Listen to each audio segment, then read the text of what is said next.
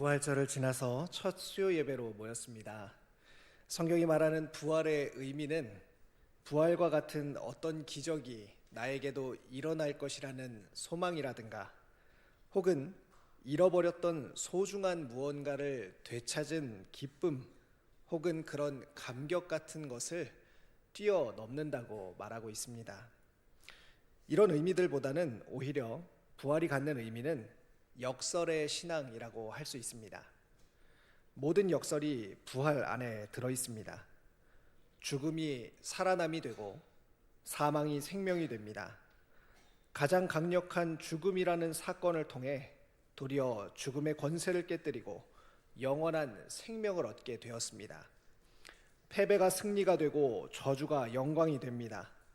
예수님의 십자가 죽음은 철저한 실패와 비참한 패배이자 수치와 저주였습니다. 그러나 부활로 인해 이것은 가장 완벽한 승리가 되고 영광이 되었습니다. 또한 약함이 강함이 되고 빈 무덤은 절망이 아니라 소망이 되며 자기 목숨을 잃고자 하는 자가 오히려 생명을 얻게, 영원한 삶을 얻게 되었습니다. 오늘 본문에는 부활이 보여주는 이 역설의 신앙이 가장 잘 드러납니다. 바로 아무것도 없는 자 같으나 모든 것을 가진 사람의 삶입니다. 고린도 후서의 저자는 바울입니다. 고린도 전서와 고린도 후서는 바울이 고린도 교회에 보내는 편지였습니다. 이 교회는 어떤 교회였습니까? 문제가 많은 교회였습니다. 도시 자체가 물질적으로 풍요로웠고 그만큼 우상 숭배와 도덕적 타락도 심하였습니다. 그런 상황에서 교회가 중심을 잡고 나아가야 하는데 고린도 교회는 파당과 분열, 혼합된 신앙관으로 인해서 갈피를 잡지 못했습니다. 이에 바울은 고린도전서를 통해 그들이 성도로서 바른 신앙을 지키고 교회의 하나됨을 이룰 수 있도록 권면하였습니다. 그리고 나서 교회는 어느 정도 중심을 다시 잡는 것처럼 보였습니다. 하지만 얼마 지나지 않아 교회는 다시 흔들리기 시작했습니다. 왜 그랬을까요? 바울에게 문제가 제기된 것입니다. 바울의 대적자들은 바울이 참 사도가 아니라고 흔들었습니다. 바울의 인격과 사도직을 무너뜨리게 되면 바울이 전한 복음과 가르침도 송두리째 흔들 수 있다고 생각한 것입니다. 그래서 고린도 후서는 바울이 내가 참 사도다라는 것을 단순히 자랑하려는 편지가 아니라 고린도 성도들이 복음 위에 다시 설 수 있도록 붙잡아주는 편지입니다. 그래서 오늘 말씀을 읽을 때도 이렇게 정리할 수 있습니다. 이 땅에서 성도들은 하나님의 백성, 예수 그리스도의 제자로서 어떤 삶을 추구해야 하는가에 대한 답으로 우리 이 말씀을 들을 수 있다는 것이죠. 본문 1절은 이렇게 시작합니다. 같이 한번 읽어볼까요? 우리가 하나님과 함께 일하는 자로서 너희를 권하노니 하나님의 은혜를 헛되이 받지 말라. 바울은 자기 자신을 하나님과 함께 일하는 자라고 소개하고 있습니다. 여기서 함께 일한다는 말은 바울이 하나님을 도와드린다는 뜻이 아니라 하나님이 주도하시는 구원 역사에 은혜로 참여하도록 불러주셨다라는 뜻입니다. 그러니 바울의 권면은 너희가 더 잘 나가라 라는 말이 아니라 은혜를 은혜답게 받으라는 요청입니다. 그래서 1절 뒷부분에서는 하나님의 은혜를 헛되이 받지 말라고 말합니다. 바울은 3절부터 자신의 삶을 설명합니다. 그리고 그 설명은 우리가 기대하는 방식이 아닙니다. 보통 참된 일꾼이라면 무엇을 선전하겠습니까? 어떤 이유들을 들어서 내가 참된 일꾼임을 증명하고 변호할 수 있겠습니까? 선한 영향력, 성과, 인정과 설득력, 안정과 능력 같은 것들을 가지고서 내가 참된 일꾼입니다 라고 사람들에게 소개할 법합니다. 하지만 바울은 절제된 삶과 고난의 목록을 들어서 자신이 하나님의 일꾼임을 소개하고 있습니다. 4절과 5절은 이렇게 말하고 있는데요. 오직 모든 일에 하나님의 일꾼으로 자천하여 많이 견디는 것과 환난과 궁핍과 고난과 매맞음과 갇힘과 난동과 수고로움과 자지 못함과 먹지 못함 가운데서도 라고 말하고 있습니다. 여기에 나오는 목록들, 많이 견디고 환난, 궁핍, 고난, 매맞음, 갇힘, 난동, 수고로움, 자지 못함, 먹지 못함과 같은 내용들은 모두 고난의 목록들입니다.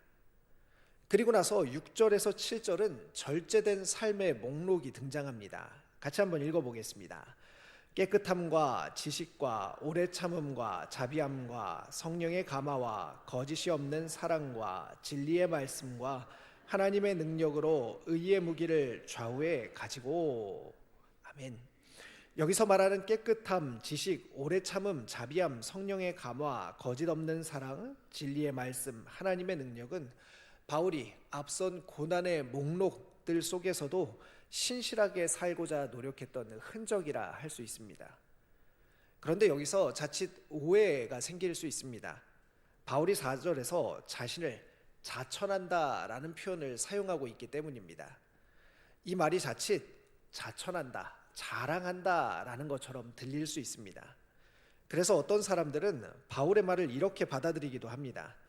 남들은 성공을 자랑하는 세속적 자랑을 가지고 있지만 나는 고난을 자랑하는, 그러니까 나는 더 고급한 신앙인입니다 라는 식으로 받아들입니다. 혹은 나는 사실 대단한 사람인데 교회니까 겸손하게 고난을 견디는 거야 라는 식으로 받아들이기도 합니다. 하지만 오늘 본문은 그런 해석들을 전부 거절합니다. 죄인의 본성은 너무 쉽게 모든 것을 우리 자신을 포장하는 도구로 사용하려고 합니다. 심지어 고난조차도 나는 꽤 괜찮은 사람임을 증명하는 근거로 삼는 것이 우리의 죄인됨이지요. 그렇기 때문에 오늘 말씀도 고난이 일종의 신앙인의 스펙이라는 생각을 버리고 보아야 합니다. 바울은 지금 나는 사실 숨은 고수다라는 이야기를 하는 것이 아니기 때문입니다. 오히려 그 반대입니다. 바울은 자신을 정말로 약한 자, 없는 자라고 말하고 있습니다.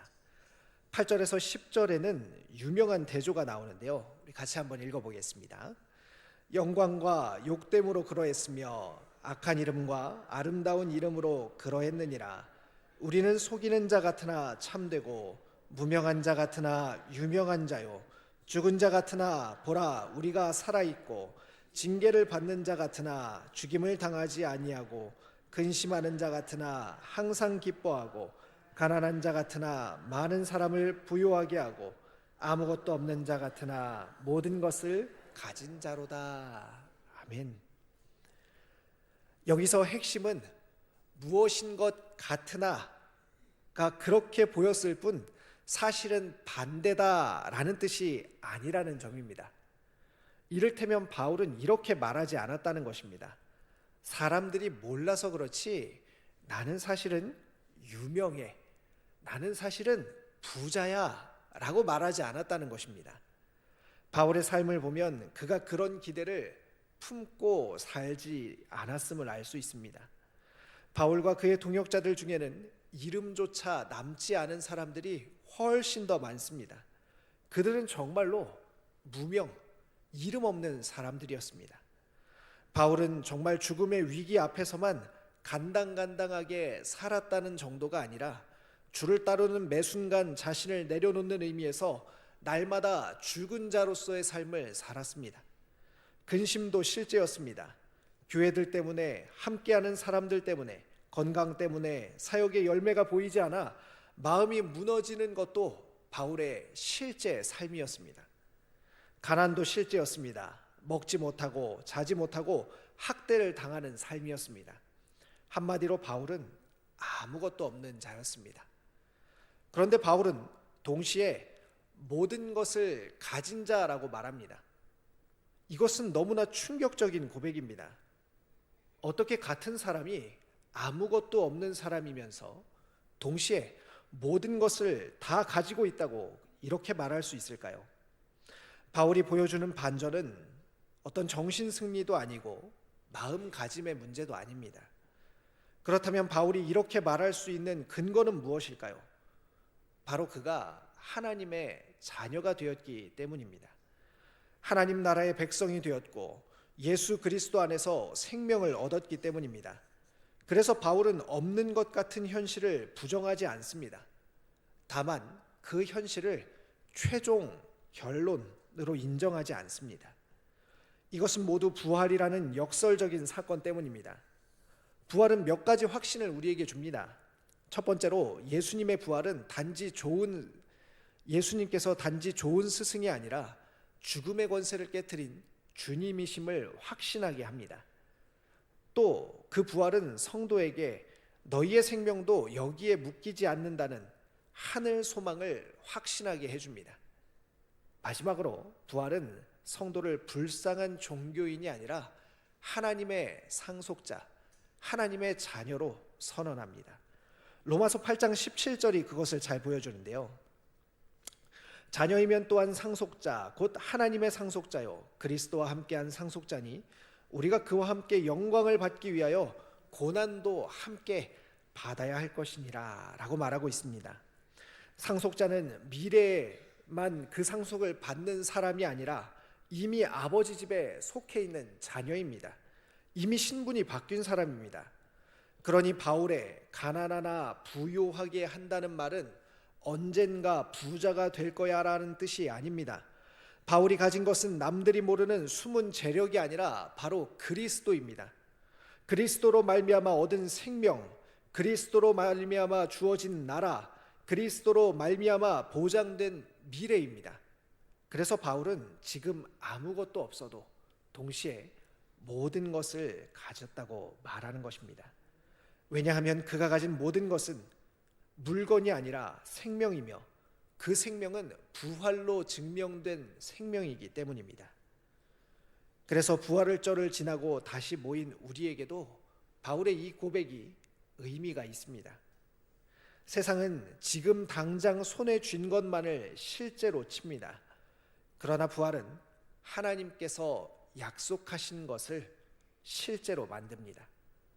그래서 성도는 이 땅에서는 아무것도 없는 것 같으나 라고 말할 수 있고 동시에 모든 것을 가진 자라고도 말할 수 있게 되는 것입니다. 그런데 이 신앙의 역설은 바울만 말한 것이 아닙니다. 성경으로 한 걸음 더 들어가 보겠습니다. 마태복음 5장 1절과 2절 말씀입니다. 같이 한번 읽어볼까요? 예수께서 무리를 보시고 산에 올라가 앉으시니 제자들이 나아온지라 입을 열어 가르쳐 이르시되. 마태복음 5장에서는 예수님께서 산에서 사람들을 가르치는 장면이 등장합니다. 산에서 가르치셨다고 해서 이 설교를 산상수훈이라고 하는데 그 처음은 이렇게 시작합니다. 마태복음 5장 3절입니다. 심령이 가난한 자는 복이 있나니 천국이 그들의 것이며. 심령이 가난한 자가 복이 있다라는 말로 시작해서 예수님은 8가지의 복을 가르쳐 주십니다. 그래서 이 내용을 팔복이라고 말합니다. 이 말씀을 높은 도덕에 관련된 어떤 교훈으로만 생각하고 듣게 되면 그렇게 해야 복을 받는다라는 말로 오해하기가 쉽습니다. 하지만 마태복음 5장 3절에서 10절까지 이어지는 팔복은 그 구조 자체가 복을 받는 비법이 아니라 신앙에 있어 반전의 원리를 잘 보여주는 구절입니다. 이것은 고린도후서 6장에 나타난 바울의 무엇 같으나와 같은 결을 가지고 있습니다. 팔복의 첫 단어는 헬라어로 마카리오이라고 부릅니다. 우리 성경에는 복이 있다라는 말로 번역되었지만 단순히 좋은 일이 생긴다라는 뜻이 아닙니다. 이 복은 하나님 앞에서 인정받은 상태, 하나님의 호의 아래 있는 상태를 뜻합니다. 세상 기준으로는 불행해 보이는데 하나님의 기준으로는 참으로 복되다라는 선언인 것입니다. 그리고 팔복을 자세히 보면 그 구조가 정교합니다. 5장 3절에 나오는 첫 번째 복과 5장 10절에 나오는 8번째 복의 결론이 같습니다. 5장 3절과 10절 말씀을 같이 한번 읽어보겠습니다. 심령이 가난한 자는 복이 있나니 천국이 그들의 것이며 의를 위하여 박해를 받은 자는 복이 있나니 천국이 그들의 것임이라. 천국이 그들의 것입니다라는 말로 결론을 내리고 있습니다. 특별히 여기서 그들의 것이다라는 표현은 현재형입니다. 그러니까 천국이 언젠가 이루어질 것입니다. 언젠가 천국에 가게 될 것입니다. 언젠가 천국에서 사는 날들 같은 삶을 살게 될 것입니다가 아니라 지금 천국을 살고 있습니다 라고 말하는 것입니다. 이 동일한 문장이 맨 앞과 맨 뒤에 배치되어 팔복 전체를 감싸고 있습니다. 다시 말해 팔복이 말하는 복은 나중에만 주어질 보상이 아니라 지금 이미 시작된 하나님 나라의 실제를 경험하고 있다는 뜻입니다. 그렇기 때문에 팔복에 해당하는 복들의 내용도 다르게 이해할 수 있습니다. 심령이 가난하다는 것은 낮은 자존감이 아니라 하나님 앞에서 내가 내 생명을 스스로 세울 수 없음을 인정한다는 뜻입니다. 온유하다는 것은 무기력하다는 뜻이 아니라 힘이 있어도 내 힘으로 밀어붙이지 않고 하나님께 맡길 줄 아는 사람이라는 뜻입니다. 의에 줄이고 목마르다는 것 역시 높은 도덕 수준을 가지고 있다는 뜻이 아니라 하나님 앞에서 참된 의, 즉 하나님이 기뻐하시는 그 관계로 바로 서 있기를 갈망하는 사람이라는 뜻입니다. 그렇게 예수님께서는 가난하면 끝이고 울면 약한 사람이 되고 손해보면 바보라고 알고 있는 거기 모인 사람들에게 천국이 이미 그들의 것임이라고 선언하십니다. 그리고 그들이 위로받고 배부르고 하나님을 보게 될 것이라고 말씀해 주십니다. 이것이 바로 바울의 선언과 같은 원리입니다. 근심하는 자 같으나 항상 기뻐하고 아무것도 없는 자 같으나 모든 것을 가진 사람. 지금의 낮아짐이 진짜 낮아짐이지만 하나님 나라 안에서는 그 낮아짐이 끝이 아니라 통로가 됩니다. 그리고 부활은 그 통로가 헛되지 않다는 최종 증거입니다. 그렇다면 오늘 말씀이 오늘 나의 삶과 실제로 무슨 상관이 있을까요? 이 말씀은 오늘 우리에게 어떻게 실제로 드러나겠습니까? 예를 들어 가족과 공동체를 섬기면서 근심이 깊어질 때 그 근심이 실패하고 있는 증거가 아니라 반전을 위한 준비라는 사실을 신뢰할 수 있게 됩니다. 살면서 자녀, 배우자, 부모님, 공동체 누군가와 겪는 문제들은 오랫동안 우리를 근심하게 합니다. 그런데 바울도 그러했습니다. 본문은 근심하는 자 같으나 항상 기뻐한다고 말합니다. 여기서 기쁨은 감정의 부정이 아닙니다. 너무너무 힘들고 슬픈데, 괴로운데 하하하하 나는 기쁘다 라고 웃고 다니는 것이 아닙니다. 근심은 실제입니다. 그러나 그 근심이 이제 다 끝났다, 실패했다, 못해 먹겠다로 흘러가지 않게 붙드는 힘이 있다는 것입니다. 그 힘은 그리스도께서 죽음을 깨뜨리셨다는 부활에서 나옵니다. 아직 자녀가 변하지 않아도 하나님 나라의 시간표가 끝나지 않았습니다. 아직 가정이 완성되지 않아도 하나님의 구원 계획이 멈추지 않았습니다. 부활은 지금 보이는 게 전부가 아니다라는 믿음을 우리에게 현실로 만들어줍니다. 그래서 성도는 근심 속에서도 생명을 가진 사람으로 오늘을 견딜 수 있습니다.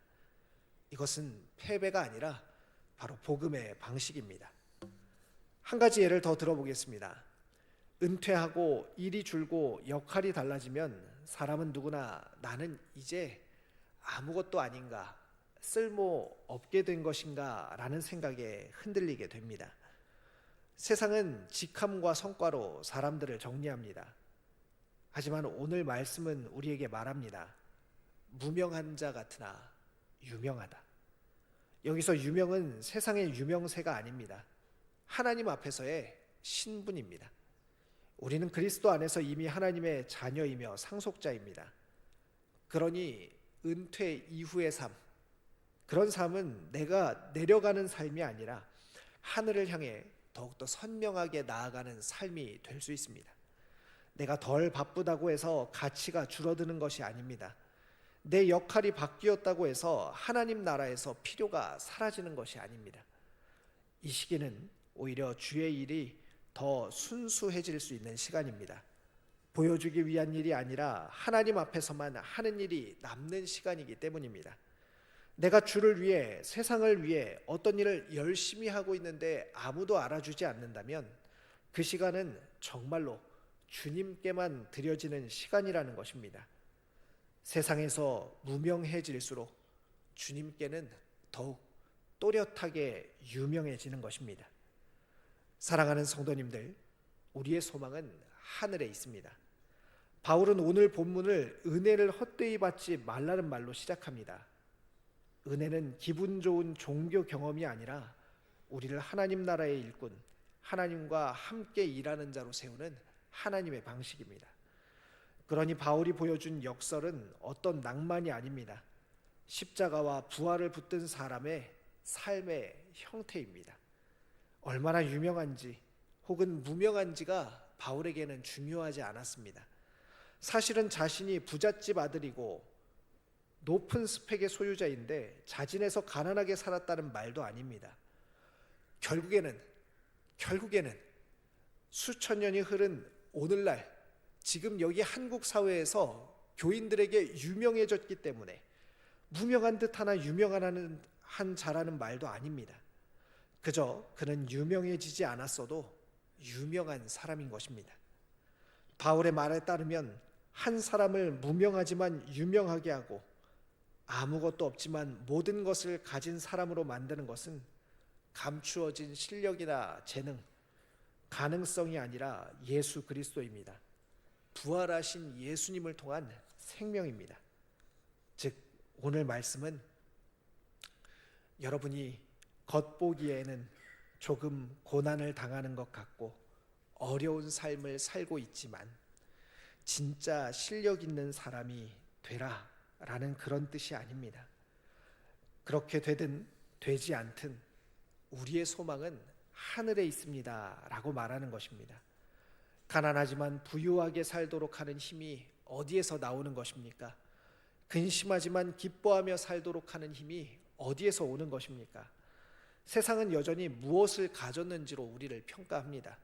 그러나 부활하신 예수님은 우리를 어떤 생명을 가진 사람인지로 부르십니다.